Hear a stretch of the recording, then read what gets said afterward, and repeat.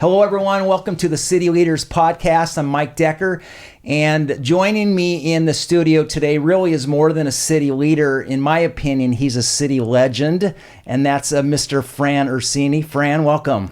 Thank you. Do you feel like a legend? Yes, because I'm old. So, the purpose of this podcast, for those of you who might be tuning in for the first time, is my goal is really several. One is I want people to, for those who are local and who are part of Orange County, and particularly Costa Mesa, I want to introduce you to individuals who I consider to be shareholders, men and women who really have given their life to the city to make it kind of who we are. And so the hope is that you can meet them and maybe even glean some principles that you might want to apply in your own life. And then really for those of you tuning in from outside of the area, outside of the state, and some of you are even tuning in from Canada, I know. Again, the hope is that as you listen to these conversations, as you watch them on video, if you're tuning in that way, is that maybe you'll just, again, grab a couple of principles that you can apply, and hopefully it'll stimulate you to invest in your own local community. So today, as I mentioned already, we are joined by Fran Ursini. And Fran, we're going to go back. I want to go back in time because part of this is just me getting to know you a little bit better. As we've talked a little bit, I've watched you, and we've interacted casually, I think, and somewhat professionally over the last 20 years. But for today, kind of in present day context, why don't you just share with our viewers, our listeners, you're in the restaurant business. Correct. Kind of what you do, what's kind of your deal right now? Well, I've been in the restaurant business at Newport Rib Company. I started it 35 years ago. Okay. And at that time, I was working every day and hustling real well. And then I had a son, John Ursini, who's running it now. And he came into the business, and I think he brought it to another level. I mean, I worked hard, but they use all the modern technology now to help the business go along. And I work with him now. He's my boss. Okay. And I really enjoy it. I'm very lucky. I have 3 kids, and they're all in the restaurant business. We have another restaurant up in Naples Island in Long Beach.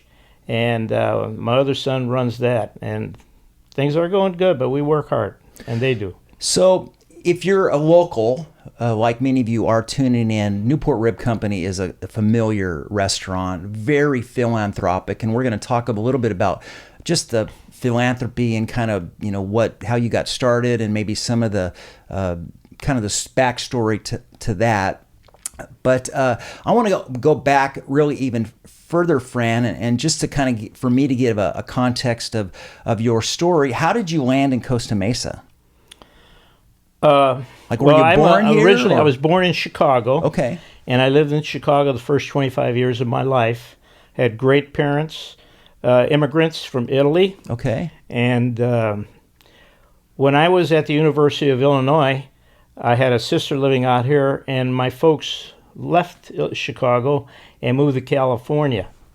And at that time, I was with my girlfriend, who is now my wife, and we were both going to the University of Illinois, but we broke up for a couple of years. Okay. And when my folks came out here, I didn't have a house to go to, so I came out here. And I really liked it, and I finished my education at Chapman College. And then I did go back to Chicago, and I reinvented my girlfriend, and about a year later we got married. Okay. So it worked. And that was we've been married 56 years, so wow. You count it. Congratulations. So at that time, my dad was playing around with a little hamburger stand down at the beach off the Newport Pier on the corner of 22nd and Oceanfront, right on the parking lot. And it became kind of too much for him. And he said, well, why don't you take over the hamburger stand? So I did. And I ran a couple of hamburger stands down there, the corner of 22nd and Oceanfront, and also right now that stand is called, the other stand I ran was called a pipeline now. Okay. And it's right on the base of the Newport Pier. My daughter worked there. Did you know that? No, I did not. Yeah, one summer she good. worked there, so I'm familiar with pipeline. Yeah. So I really worked hard for about 4 months a year. Okay. And then the seasonal September part. it was really seasonal Yeah. back in those days, in the 60s I'm talking, and the early 70s. So I worked hard and took not the whole winters off, but I didn't work as hard in the wintertime. And I was lucky enough to make a few investments in property at the beach. Okay. And if you bought anything in the 60s or 70s, I don't care what you bought, you couldn't go wrong. So that really is what boosted me up a lot. And I'm lucky enough to have my daughter and her husband run the pipeline. And they also took over the other property and managed that. So that's So like when you were in college at the university, were you getting taking classes in the restaurant business? No. Or okay. I never dreamed of the restaurant business. So when your folks moved out here, they just sort of started that on their own, the hamburger stand, or no? It was a hamburger stand there, and he bought the whole block, kind of like a half block, and it was a seasonal thing. He didn't want to work too hard either. So, and I'll tell you, he paid $55,000 for the block in Newport Beach. So it's gone up a little bit. And the hamburger stand. So he, That's awesome. He lives in Whittier, and it was kind of a long drive. So really, one of my questions is in terms of the evolution of your career, what led you into the food industry. It seems like it was just, hey, your dad had a shop and you sort of stepped into it. And did you have like a knack for it right away? I mean, to run a business, as you know, takes incredible stamina and hard work. And I mean, did it just come natural for you? I don't know if it came natural, but I think I've done okay. I'm not a cook. If you see me at in the back cooking, don't eat there. But I think I'm pretty good with people, and that's really a big part of business, with your help and with the customers. And I hired kids from Newport Harbor and Costa Mesa and Corona del Mar and Estancia. I'd have 30 or 40 kids working for me every summer.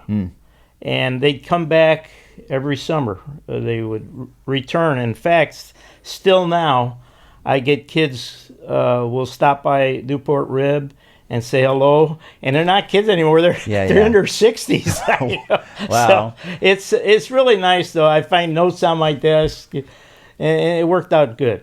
So I was doing the math as you said you moved out here. After you were 25, and you and Karen have been married for 56 years. Yeah. So you're an octogenarian, are you? Yes. And we know age is just a number. No, it isn't. It's real. Yeah, I'm 80 years old. But the beauty of this, again, and what I hope you'll capture, those of you tuning in, is here's a man that as we're gonna hear his story more and more, you're still rolling up your sleeves, and you're still adding value, and just want to thank you for that, because Fran, that's a phenomenal example that you're setting for all of us as we try to walk in your footsteps. Well, I'm lucky enough to work with 3 kids that really like me, and they like me around. And working in Costa Mesa, I have people when I go places will say, hey, thanks a lot for doing a lot for Costa Mesa. And I appreciate that. I don't know if they like my food or not, but I get a compliment that way, and I think that really means a lot to me. So so you're Italian, right? You mentioned that. Ursini that's an easy guess. Why ribs? Why not, how'd you land on ribs? Okay. My first location was near Growers Ranch Produce Store. When I was down at the beach, the guy that owned Growers Ranch property, Rich Penjoyan, whose family still owns that property, and his son runs it now because Rich passed away at a very young age. We were partners for 15 years at where Monahan's is right now. Okay. And he was a wonderful partner. I probably still would have been there, but he died of cancer. And he actually is the one that said, let's do ribs, because at the time, Tony Roma's was the only big place for ribs, and they had a good location on Coast Highway that was doing well. They didn't have all the other ribs like Dickey's and Lucille's and all that. So I said, okay. I kind of was leaning toward fish. So I said, okay. And I thought I'd just put it together and then we'd sell it and make some money. But we were there a couple of years, and then they dug the freeway, the 55 freeway in there. It hurt our business a little bit, but we had established a good local following, so it wasn't terrible. But then when my son John wanted to come in the business, he would watch me go to work, and I'd have shorts on, and he'd have to wear a suit. So he said, Dad, I'd like to maybe get in there with you. So I lived in Mesa Verde at the time, and every time I'd go home, the Sizzler restaurant, which is our location now, property became for sale, and Rich wasn't around anymore, so I moved Newport Rib to where the Sizzler was. And it was a good move because it can support more than one family now. Yeah. So that's how I got into business. This worked out well. Philanthropy is Newport Rib Company is extremely philanthropic, and we were talking earlier before we went on air here that how I became a chaplain with our Costa Mesa Police Department back in 1995. And I can remember a couple years after becoming a chaplain, we started an annual barbecue every year for the 4th of July for our cops, and we still do it. We're in like our 20th year, 21st year, something like that, where we serve tri-tip and chicken. But I remember Kirk Bauermeister, who's a mutual friend of both of ours, he said, hey, Mike, we ought to get Newport Rib Company to come in and do, baked beans and slaw and some, cornbread, whatnot. And that was really my first kind of introduction to Newport Rib Company. Now you fast forward 20 years almost, and clearly your restaurant, your family business is really a staple in this community, a large part because of your community partnerships. And where did that philanthropic kind of beginning start? Can you point to anything specifically? Did your parents influence you? How did that get going? When I think about it, I think my wife is probably one of the big people behind that. She always was giving and giving. And my kids all got that from her. I mean, I give, but I don't go overboard like they did. And now I am one of them. Yeah. I feel that we make money from our area. You should give back to our area. We love to give to local stuff. So I think it's good. It's a good feeling, and people support us, and I think they appreciate it too. They No, I love that, and partly because that's been my own philosophy, even as a church. Some churches will, support missions in Africa and Asia and stuff like that, but we have just chosen we're going to be local. So when we have money to give and money to share, we love to invest in our students and at our local high schools, which I know you're clearly doing on a regular basis. So let's talk about Karen. To be married 56 years, correct. That's a feat that, doesn't happen a lot. So when you go back to Chicago and you think about, where did you first meet, and what did you, after you met her, did you kind of know it was love at first sight, that she was the one, or did it take you a while? We went to high school together. Okay. And she was a cheerleader and I played football, and we just dated all through high school. Okay. And through a couple of years of college. And then when we went to Illinois, we broke up for a couple of years. And I did not see her because I was here in California. And I got a letter from a friend of mine that says, hey, would you stand up for my wedding? So I said, yeah. So I drove back to Chicago.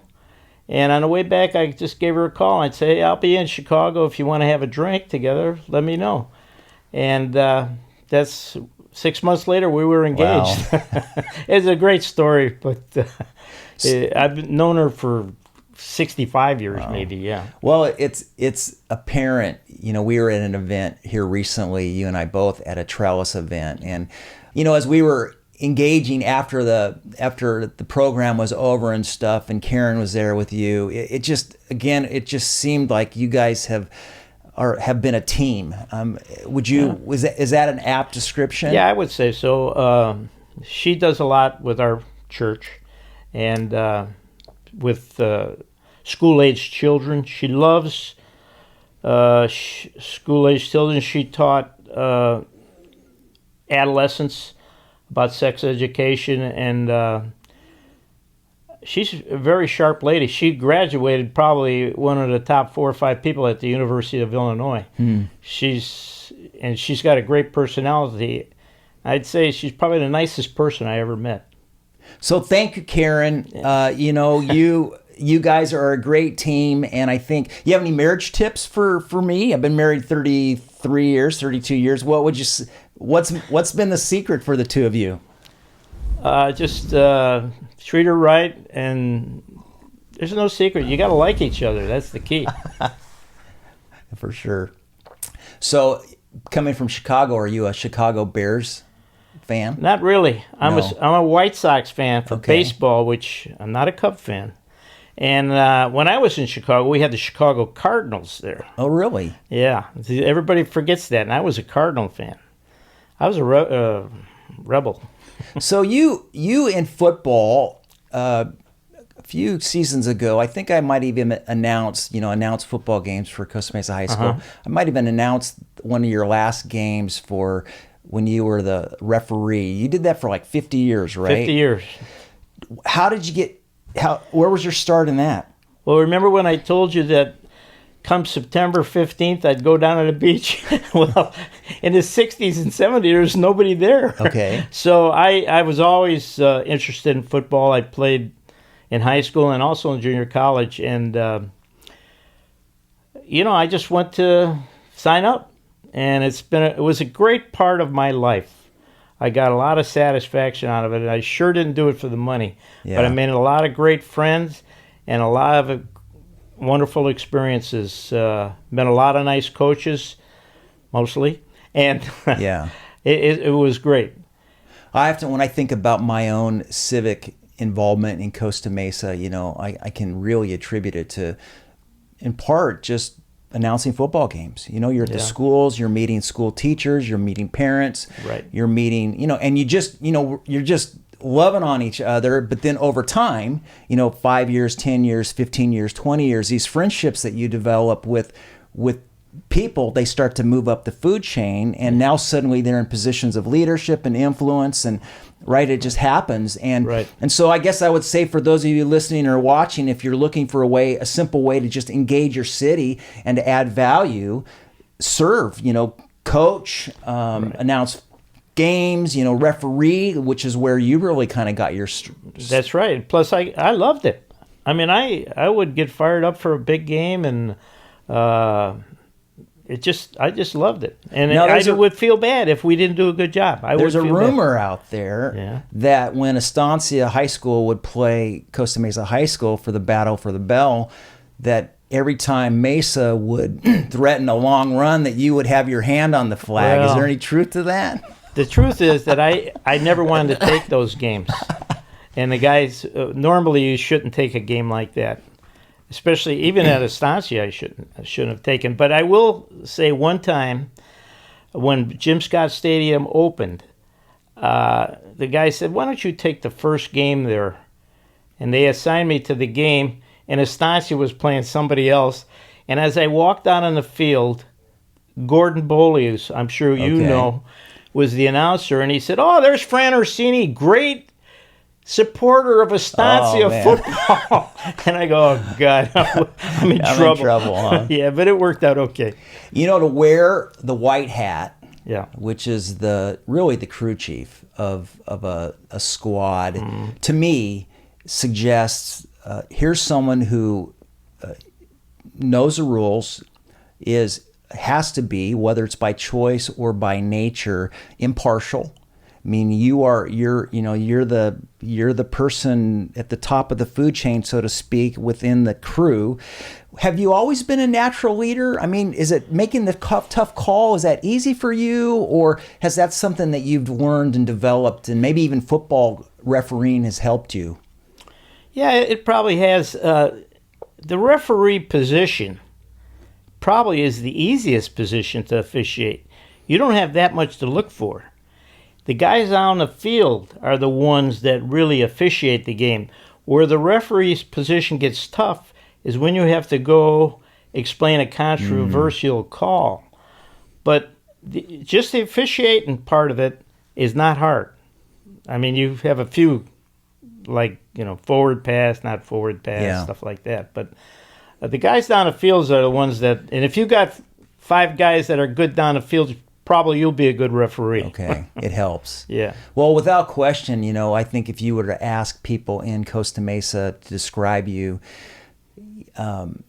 you're a talker, you're fun-loving, you love to be around, and I would think those characteristics probably are helpful when you're talking to a coach and trying to navigate why someone called it something. Well, the coaches work so hard, and especially the coaches in the public leagues, where they don't make too much money. They probably make $1 an hour for all the time they put in. They deserve to be treated with respect, and you got to give them 100%. Yeah. And as long as you give 100%, everybody's going to make some mistakes. Yeah. But they work. I haven't found a coach I disliked yet. And when you get to see them off the field, they're all great guys, and they deserve everything they get. Yeah, I mean, you're not in it to make mistakes and mess up people's lives, right? You're trying to add value. So let's do maybe just kind of wrap up our conversation. I want to do a word association game, and maybe for a framework, you can kind of think of the family business, your restaurant business and stuff. But I have 5 words that I want you to just kind of, whatever comes to your mind, kind of vamp on them. And you're a wise man, Fran, and I've just have the highest respect for you. So I just want to kind of give you a chance to unpack some of these terms. So here's the first word. You ready? Family. Family, you just want a word or what I think? What you think. Just talk about Family is the most important thing there is. I still insist that my kids come to all holidays at our house. We have 30 to 40 people at our house on Christmas Eve, Easter. They all come to our house, and that is from my upbringing. When we were kids, my folks would have, and with our aunts and uncles and all the family would come, we'd have 20, 30 people, and we'd eat a lot of pasta. So I still think you got to keep the family together as much as you can. Well, and even when you talk about, your Newport Rib Company, I mean, that's the one value I just keep hearing oozing out of you. You talk about family, right? That's a culture almost. Yeah, that's a good way of putting it. It is, I think. And we treat our help like family. Yeah. I mean, I've lent them money, and when they need it. Okay. Here's another word, customer service. What does that mean to you? Well, I mean, 98% of the people are great. But a person pays, it costs a lot of money to go out and eat now. It's not like we're running a Taco Bell or something, it's expensive. And I think we are committed to customer service. We go over things with the people on catering jobs, not me so much, but John and Laura. And we get a lot of positive feedback on all the latest U2 stuff or whatever the hell they have now. So yeah, they seem to think that we do fine. So, do you feel like that again, not to keep repeating the same thing, but you just have a knack. My experience with you is you've always been someone who just has an ability to treat people with respect. I'm sure you don't always agree with people. I'm sure you have Right. opinions, but that kind of fits into this customer. Have you learned that in the business? That, I mean, to have a franchise for 35 years, so to speak, and be successful at it and have a reputation that you have, you've got to be doing something right in customer service. I think we do treat people with respect, and I think when they come into Newport Rib or Naples Rib, that they feel like it's been a good deal for them, and it's a good deal for us. I mean, most people walk out with a pack, goodie bag. Yeah. But yeah, we try to hire. They don't have to be the best waitresses in the world, but if they're up people and know how to deal with people, if you're liked, people will think you're a good waitress or a server. Yeah. So they're nice, clean-cut kids, I think. Do you think, and maybe John and Laura and maybe even Dave could pipe in on this, but do you spend a lot of time in assessing that when you hire people? Like, are they going to add value to the customer service experience? It is something that you really look for. We look for certain things in people. My son John and Laura both interview anybody new. So, and I hear them talk about the people, what they thought their strong points were, and I think they do a good job. I don't do any of that anymore. Okay, good. So here's another, we've sort of already talked about this, but I'll give you a chance to, again, think about it. Ribs. When you hear the word ribs, what do you think of? Well, I think the tastiest meat there is if you put a good sauce on it, and I think that's really what we have. I think we have a really good sauce, but everybody's got different tastes. So, yeah. Do you have like the secret sauce you've developed over the years, or how did you? Well, yeah, You don't have to give it away. We're not asking you to give it away here. It's just you come in and get it yourself. But anyhow, we all just sat around the table one day and tried some different sauces. Okay. And my wife had a sauce that she liked. We just Mickey Moused it a little bit, and we get a lot of compliments on sauce. It's kind of sweet but tangy. Yeah. So coming from Chicago, you better have a good sauce, right? Yeah, you got to represent the Midwest. They got some good restaurants back there. Pizza, for deep sure. dish, The whole thing. It's cool. Okay, last word. Costa Mesa. When you hear the term Costa Mesa, I think this is a great city to live in. It's got the perfect climate.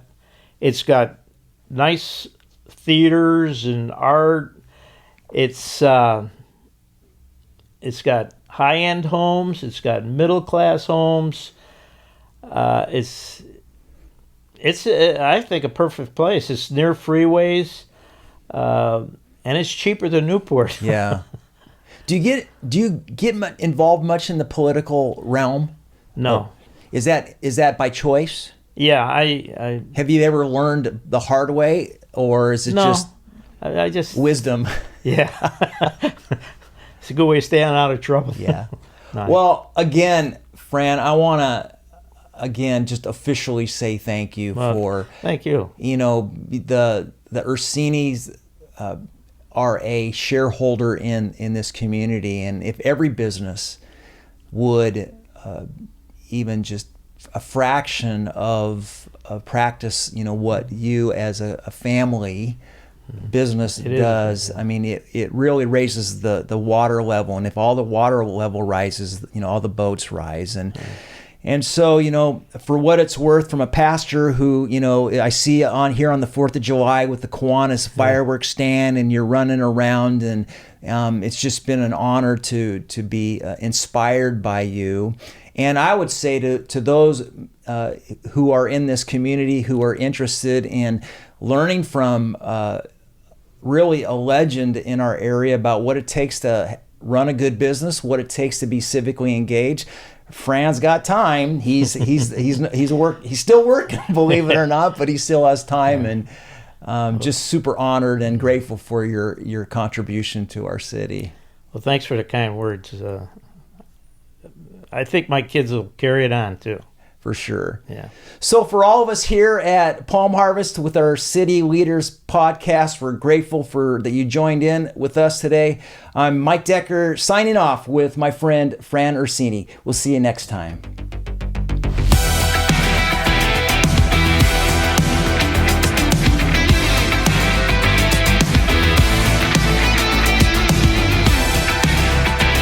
Thank you for tuning in to the Palm Harvest Podcast. Make sure you check us out at palmharvest.com.